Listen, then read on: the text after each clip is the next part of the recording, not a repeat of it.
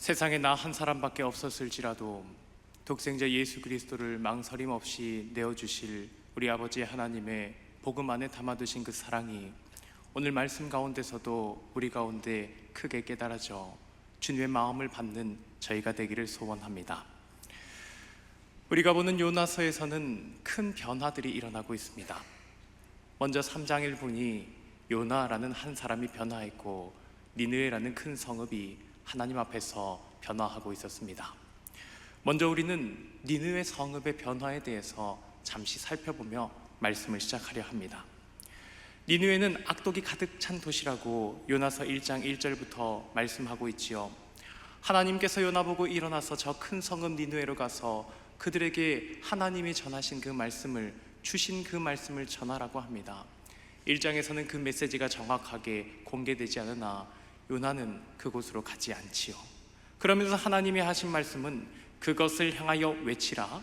그 악독이 내 앞에 상달되었느니라.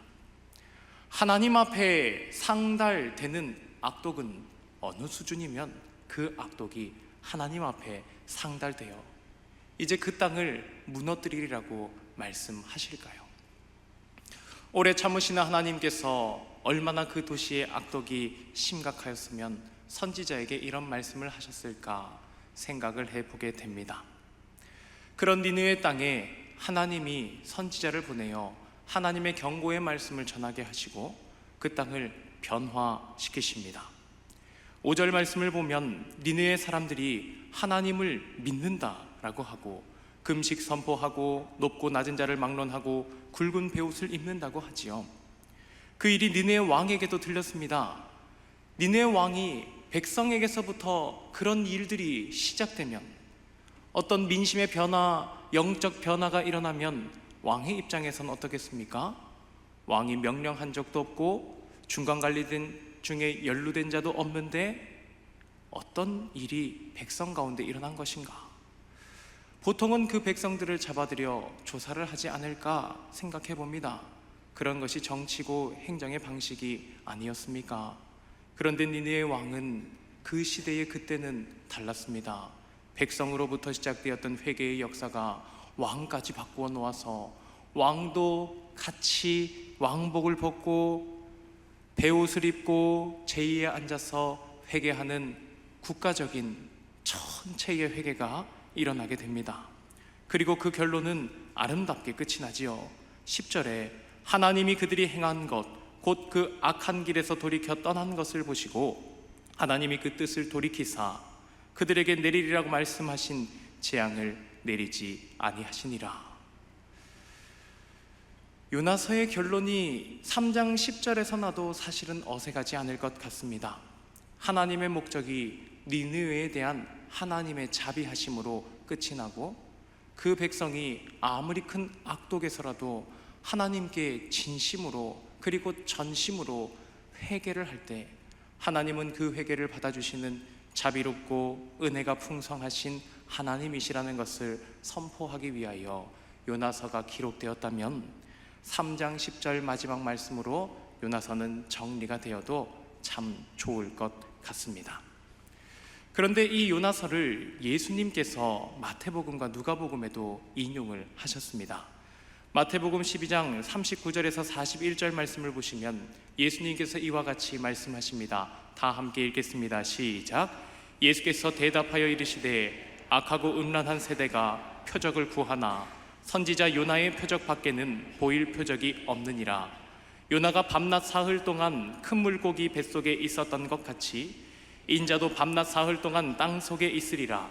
심판 때에 니느웨 사람들이 일어나 이 세대 사람을 정죄하리니 이는 그들이 요나의 전도를 듣고 회개하였음이거니와 요나보다 더 큰 이가 여기 있으며. 아멘. 예수님께서 먼저 요나를 인용하시죠. 요나를 인용하시면서 요나가 물고기 뱃속에 들어갔던 3일과 예수님께서 땅속 무덤에 계셨던 3일을 비유하여 나타내십니다. 그러면 요나는 비록 살아서 물고기 속에 있었으나 주님이 의미하시는 비유 속에서 그 의미는 요나가 죽었다가 다시 살아난 것 같이 예수님은 비유하신 것입니다.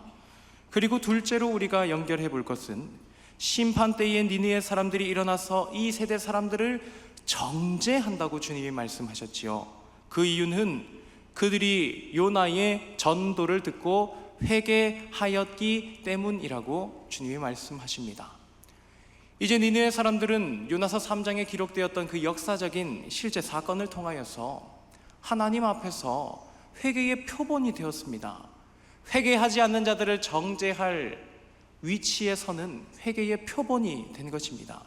하나님께서는 요나를 통해 선포한 전도의 말씀을 가지고 회개의 표본을 하나 만들어 두신 것입니다. 그리고 악하고 음란한 세대, 표적을 구하는 세대에게 그들을 정죄하는 자로서 그들을 세우신다고 신약 성경에 말씀하셨습니다.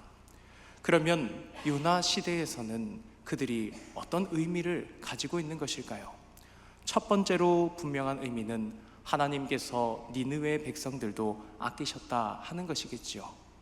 본문을 보다 보면 3절을 보시면 요나가 여호와의 말씀대로 일어나서 니느웨로 가는데 니느웨는 사흘 동안 걸을 만큼 하나님 앞에 큰 성읍이더라 라고 말씀을 합니다.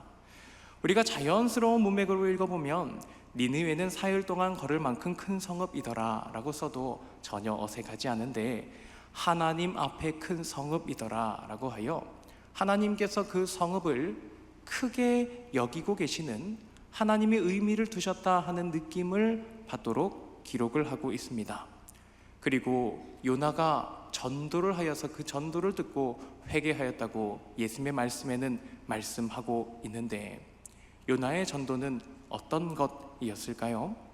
4절을 보시면 요나가 그 성읍에 들어가서 하루 동안 다니며 외쳐 이르되 40일이 지나면 니느웨가 무너지리라. 제가 손가락 5을 세지요. 우리 한글말로도 띄어쓰기를 해서 다 하면 딱 5마디가 나오는데 히브리어도 딱 5입니다. 40, 날, 그리고 니느웨 뒤집어진다, 전복시킨다 라는 딱 5마디 글자를 히브리어로 선포하였습니다. 요나의 전도가 얼마나 많은 설명을 하였고 하나님이 어떠한 분이신지 설명을 하고 했는지는 잘 모르지만 본문 가운데 기록되어 있는 것은 딱 5마디의 선포입니다. 그리고 요나가 사흘길 동안 걸어야 할 큰 성읍을 하루 동안 다니며 외쳐 이르렀다 하는 말을 볼 때 우리는 그의 전도 활동에서 큰 성의를 느끼지는 못합니다. 그가 성심으로 사역하였기 때문에 니느웨가 변화한 것은 아닌 것 같다 하는 것입니다. 하나님께서 니느웨 사람들의 어떤 마음을 열게 하시고 선지자 요나가 이 5마디의 말만 경고하였을지라도 마음이 열리도록 그들을 인도하셨습니다. 그리고 그 모든 민족이 백성으로부터 왕에게까지, 순서도 중요합니다. 왕으로부터 백성에게까지가 아니라 백성에서부터 왕에게까지, 그리고 왕과 신하가 온 나라와 그 짐승에게까지 조서를 반포하여 회개하도록 하는 회개의 모본을 만드신 것이죠. 그런데 한번 생각을 해봅니다. 아니 40일이 지나면 니느웨가 무너지리라 하는 이 5마디 말을 누가 특별히 전하지 못할까요? 꼭 요나였어야만 합니까? 선지자가 요나밖에 없습니까? 요나가 아니고 다른 사람이 가서 이 5마디 말을 전했다면 그 성이 변화하지 않았을까요? 그런 의문을 가져봅니다. 왜 니느웨가 회개를 해야 하는 이 시점에 요나라는 선지자가 와야 했는지. 요나 선지자가 바로 1장 1절에 하나님의 말씀을 받고 1장 2절부터 그가 그 성읍에 가서 이것을 선포했다고 하면 우리는 그런 의문을 전혀 가지지 않았을 것 같습니다. 그러나 이제 3장에 이르기까지 요나는 어떠한 인물이었습니까? 하나님께서 말씀하셨으나 그 선지자는 하나님의 말씀에 불순종하여 하나님의 말씀과 다른 방향으로 떠났고 하나님이 그를 바다에 뛰어내리게 하셨고 그리고 그를 물고기로 삼켜서 당연히 죽어야 하는 일 가운데서 그를 살려놓으셨습니다. 우리가 오늘 먹은 것이 3일 후에도 소화되지 않고 원형을 가지고 있을까요? 아무리 큰 짐승이라도 오늘 먹은 것이 3일 후에 그대로 토했는데 그 모습을 그대로 가지고 있을 수 있을까요? 하나님의 특별한 보호하심이 아니면 그가 소화되지 않고 그 뱃속에 살아있어서 다시 살아나올 수 있는 일은 없는 것입니다. 하나님은 요나를 니느웨에 데려오시기 원하셨던 것 같습니다.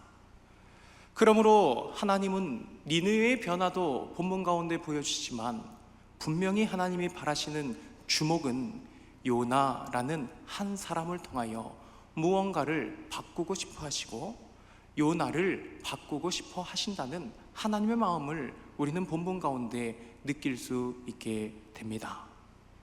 요나가 대체 어떤 사람이었기에 왜 요나가 니느웨에 와야 했을지 우리는 몇 가지 말씀의 조각들로 추측을 해볼 수 있습니다.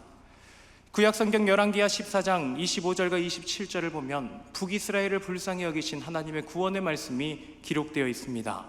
이스라엘의 하나님 여호와께서 그의 종 가드헤벨 아미떼의 아들 선지자 요나를 통하여 하신 말씀과 같이 여로보암이 이스라엘 영토를 회복하되 하맛 어기에서부터 아라바 바다까지 하였으니 이는 여호와께서 이스라엘의 고난이 심하여 매인자도 없고 노인자도 없고 이스라엘을 도울 자도 없음을 보셨고 여호와께서 또 이스라엘의 이름을 천하에서 없이 하겠다고도 아니하셨으므로 요아스의 아들 여로보암의 손으로 구원하심이었더라 하는 그 당시 이스라엘 백성들에게 복된 말씀을 누가 선포하였습니까?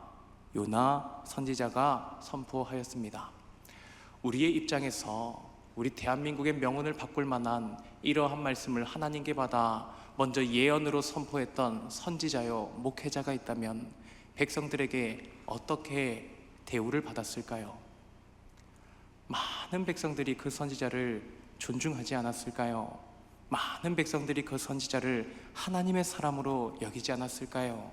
그리고 그 말씀을 받은 선지자는 나라와 민족을 얼마나 사랑하는 사람이었을까요? 아마도 요나 선지자가 니느웨라는 지역을 그렇게 싫어했던 것도 바로 그들과 곧 국경을 맞댈 아수르의 중심 도시가 니느웨였기 때문이었을 것입니다. 니느웨는 본래 메소포타미아 지방의 티그리스강 유역에 있는 매우 중요한 도시였습니다. 과거에도 애국과 버금가는 대제국이 있었고 이후에 아수르 왕국이 세워졌을 때도 그 수도와 맞먹을 정도로 큰 도시였으며 이후에 사마리아를 정복하고 유대 땅 예루살렘을 제외한 모든 땅을 정복했던 산헤립 왕이 다시 니느웨 땅을 수도로 삼아 궁전을 짓기도 했던 땅입니다. 지금은 이 역사가 있기 150년 전쯤의 일들이긴 합니다.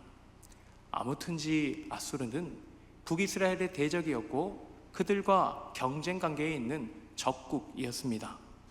그러므로 나라를 사랑하고 민족을 사랑하는 요나 선지자에게 그들은 너무나 악독한 나라였던 거지요. 우상을 숭배합니다.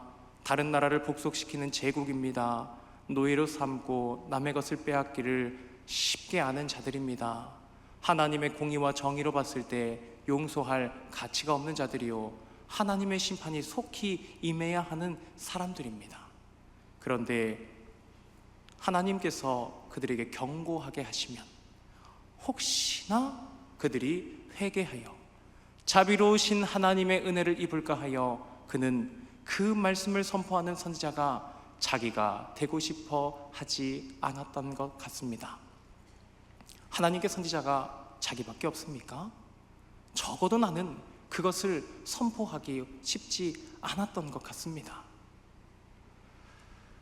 그리하여 그는 다시스로 가는 배를 탔었지요. 그러나 하나님이 그를 돌아오게 만드시죠. 그는 결코 자기의 마음을 바꾸지 않았습니다. 타스시에서 가는 뱃속에서 하나님의 풍랑으로 그를 흔드셨을 때도 그는 회개할 기회가 한 번 있지 않았을까요? 그러나 그는 차라리 죽겠다 하며 바다로 자기를 던지기를 합니다. 하나님께 회개하는 방법으로 풍랑을 멈추고 싶었던 것이 아니라 회개를 시도해보지 않았고 자기는 바다에 떨어져 죽겠다를 선택했습니다. 그러나 하나님은 그를 살려놓으셨죠. 아니 하나님, 왜 선지자가 요나밖에 없는 것도 아닌데 왜 그 사람을 그렇게 붙드십니까? 의문이 듭니다. 그리고 하나님은 요나를 지중해 해안가에 토해 놓으십니다. 우리 지도 화면을 한번 보겠습니다. 요나가 다시스를 향해서 가려고 했던 요빠라는 지역은 예루살렘에서 북쪽으로 조금 올라가면 있는 커다란 항구 도시입니다.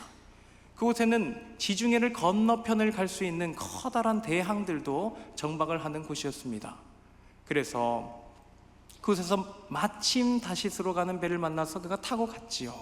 그러나 물고기 뱃속에 와서 다시 지중해로 들어오지요.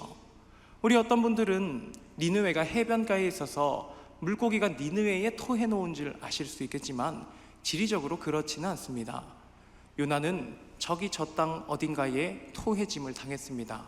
빨간색 점선으로 표시해 놓은 지중해 해안가 어딘가 토함을 당했겠지요. 그리고 한참을 나아가야 있는 니느웨까지 가기는 간 것입니다. 그러므로 그는 물고기의 뱃속에서 예수님이 3일 죽었다가 살아나신 변화를 이야기하는 것처럼 그에게도 한 가지 변화가 생겼습니다. 마치 우리 자신 안에 무엇인가가 포기되고 거듭난 것처럼, 예수 그리스도로 새로 살게 된 것처럼 그에게도 하나님 말씀을 이전에는 그가 사랑하는 나라 때문에, 그가 사랑하는 어떤 가치 때문에, 그의 신념 때문에 거부하고 차라리 죽기를 택하고자 했던 그 이유도 꺾을 만큼 이제 주님이 나를 구원하셨으므로 나의 서원을 드리리이다 하는 말씀과 함께 그는 이제 순종의 길을 가게 되는 것이죠. 그렇게 이제 니느웨로 나아가게 됩니다. 그러나 니느웨에서 보여준 그의 모습은 정말 글이 쓰기 싫어서 손을 덜덜덜 떨며 서명을 하는 사람처럼 정말 내키지 않는 모습을 보여줍니다. 순종의 문자 그대로 내용은 있지만 그 내용 속에 그의 마음은 하나도 합하여지지 않은 것입니다. 하나님께서는 요나의 형식적인 순종에도 불구하고 니느웨 땅을 변화시키셨습니다. 먼저 말씀드렸던 그 5마디 가운데 니느웨가 전복되어지리라 하는 히브리어의 다른 말은 변화시킨다라는 뜻을 가지고도 있습니다. 하나님은 니느웨를 뒤집어 놓으셨습니다. 어떻게 뒤집어 변화시키셨습니까? 하나님의 경고를 받지 않고 회개하지 않았다면 그들의 악독 가운데 모두 다 죽었어야 할 백성이 하나님께 회개함을 받고 다시 살아나는, 그리고 그들이 회개하는, 하나님을 믿게 되는 일들이 일어나게 된 것이었습니다. 하나님은 그들 가운데 바꾸어 놓으시는 변화를 일으키셨습니다. 그러나 먼저 말씀드렸듯 요나서가 끝나지 않았습니다. 하나님은 요나 그 사람을 바꾸고자 하시는 것입니다. 지금 요나는 너무나 형식적입니다. 겨우 순종하였지만 그는 너무나 형식적입니다. 그는 마치 예수님이 책망하였던 바리새인들이 613개의 율법 조항을 완전하게 지켜 그들의 경건의 모양은 있었지만 경건의 능력, 창능력, 하나님을 사랑하고 이웃을 사랑하는 내용은 없었던 것처럼 요나 역시 겉모양은 있었습니다. 그 땅에 가서 경고를 선포하라. 그 땅에 가서 경고를 선포했습니다. 그러나 신실함도 성실함도 열심도 없었지요. 그러나 하나님께서 요나에게 지금 이 자리에서 요나의 신실함, 요나의 열심을 바라셨을지는 잘 모르겠습니다. 그러나 우리가 입장을 바꿔 생각해 보자면 요나는 자기가 사랑하는 나라에 있어서는 결코 그렇게 하지 않았을 것 같습니다. 만약 하나님께서 그의 조국 북이스라엘에게 사마리아가 40일이 지나면 무너지리라 라고 말씀하셨다면 그가 딱 그 말만 하루 하고 말았을까요? 사마리아가 얼마나 넘건, 북이스라엘이 얼마나 많이 가야 되건 한 사람 한 사람을 만나며 회개해야 한다고 설득하고 하나님이 어떠한 분이신지, 구약의 율법에 어떻게 말씀하셨는지, 지금 우리의 죄악이 무엇이며 우리는 어떻게 바꾸어야 하는지 열심히 열정을 토하며 헌신하며 그가 말하지 않았을까요? 생각을 해봅니다. 그러나 요나는 니느웨에 대하여는 그렇게 하지 않았습니다. 하나님의 마음은 니느웨마저도 품고 있었지만 요나의 마음은 그것을 거부하고 싫어하였습니다. 하나님의 마음을 몰랐기 때문에, 몰라서 그렇게 하지 않은 것이 아니라 알았지만 싫었기 때문에 그렇게 하지 않았습니다. 하나님께서는 그 요나의 마음을 바꾸고자 하십니다. 그리고 요나의 기도도 바꾸고 싶어 하십니다. 먼저 말씀드렸던 열왕기하 14장 25장 26절 27절을 보시면 마치 여기에는 하나님이 그들을 돌보셨을 때 그 백성들 가운데 정말 경건한 자들이 하나님께 기도했을 것 같은 부분들이 눈에 보입니다. 여호와께서 이스라엘의 고난이 심하여 매인자도 없고 노인자도 없고 이스라엘을 도울 자도 없음을 보셨다라고 하는데, 그 당시를 먼저 살아가던 백성들이 그러한 상황에서는 하나님께 이렇게 기도할 수 있지 않을까요? 여호와 하나님, 이스라엘의 고난이 심합니다. 우리 가운데 매인자도 없고 노인자도 없습니다. 이스라엘을 도울 자도 없습니다. 주님, 우리를 돌보아 주시옵소서. 우리를 옛적 같게 하사 솔로몬 때와 같이 하맛 어기에서부터 아라바 대해까지 우리를 회복시켜 주시옵소서. 우리가 평안을 찾으면 주께 순복하리이다. 우리가 평화를 찾으면, 우리가 풍요를 되찾으면 주께 순복하리이다. 그러한 기도를 능히 할 수 있지 않겠습니까? 민족을 사랑하는 사람들이 그 기도를 못하겠습니까? 할 수 있을 것 같습니다. 그러나 그 기도가 이루어진 후에 여로보암 2세의 삶은 어땠습니까? 여로보암 2세가 우상 숭배에서 떠나지 않아 여호와 앞에 이스라엘이 범죄하였더니, 열왕기의 평가입니다. 그들은 주님이 주신 평화 가운데 더욱 범죄를 더했습니다. 그들은 주님이 주신 풍요 가운데 더욱 범죄를 더했습니다.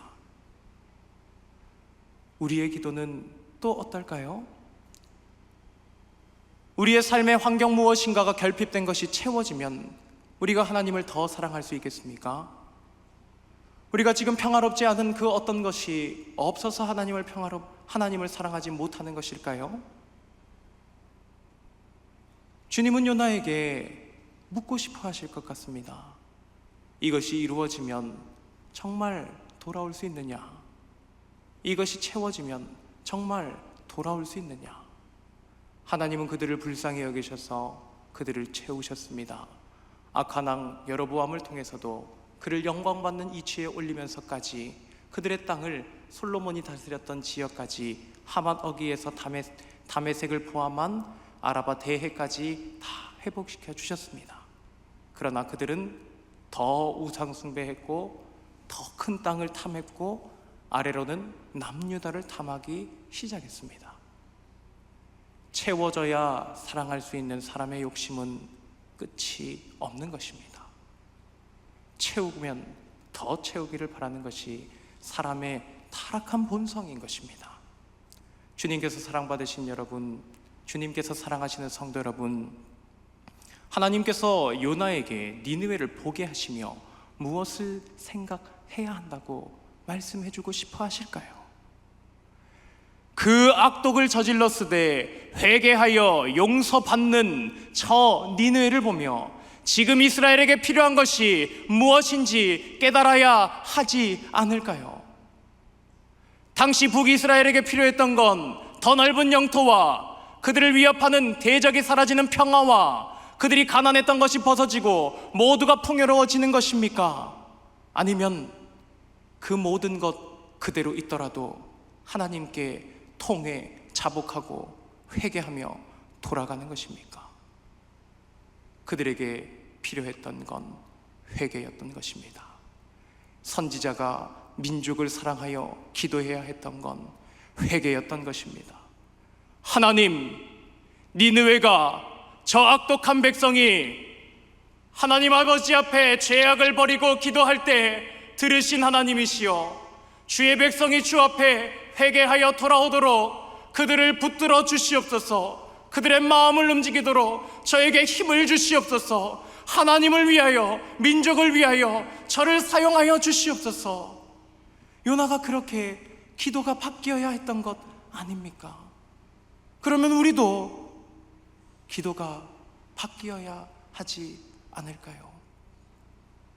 하나님께서는 우리의 삶을 방향을 하나님의 마음에 맞도록 바꾸기를 바라십니다. 요나서에서 관심은 사실 니느웨가 끝이 아니었지요. 요나서에서 하나님은 요나를 뜯어오고 불러오고 마치 하나님의 선지자가 그 한 사람밖에 없는 것처럼 하나님은 요나를 기어코 그 사명의 자리로 데려다 놓으십니다. 그리고 그 사명의 자리에서도 하나님과 마음을 합하지 않는 요나를 주님이 묻고 말씀하시고 여러 가지 일을 행하시며 그를 설득하십니다. 하나님이 사람을 왜 설득하십니까? 왜 그렇게 하십니까? 하나님이 바라시는 것은 요나 그가 하나님과 마음을 합하는 동역자가 되기 바라심이 아니십니까? 주님은 우리를 종이라 부르지 아니하시고 친구라 부르신다 말씀하셨습니다. 우리 교회의 주일을 말씀해 주신 것처럼 주님은 우리를 친구로 부르시기 원하십니다. 친구는 억지로 명령을 따르는 자가 아니라 마음을 합하여 함께 동역하는 자입니다. 우리는 하나님의 영광의 동역자로 부름을 받았습니다.